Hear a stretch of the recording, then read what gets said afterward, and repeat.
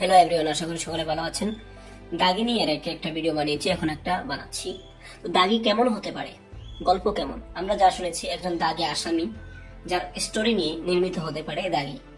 ধরেন দাগি, এই লোকটা দাগি আসামি, সে এমন কিছু অপরাধ করে ফেলে, এমন কেন যা তাকে জেলে যেতে বাধ্য করে, এবং সে কি কি স্টোরি করে এইটা।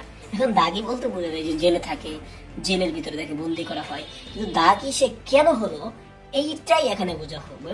মানে সে কি করেছে, এমন কি করেছে যার কারণে তাকে দাগি হতে হলো। তো এরকম ভাবেই দাগির স্টোরিটা আগাতে পারে।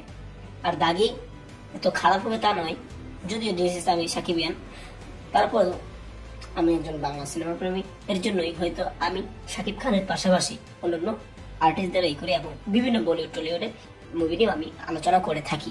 তো এটা মিডিয়া, এটা শুধু একজনের উপর নির্ভর করে চলে না। তো শাকিব খান যদি চায়, শাকিব খানেরটাই যথেষ্ট চলার জন্য, তারপরেও তাদেরকে একটু সাথে রাখি আমার মিডিয়াতে। শাহরুখ, সালমান, এরাও তো আর্টিস্ট, এরাও তো বানা, তো এদেরকে নিয়েও তো কিছু বলা দরকার নাকি?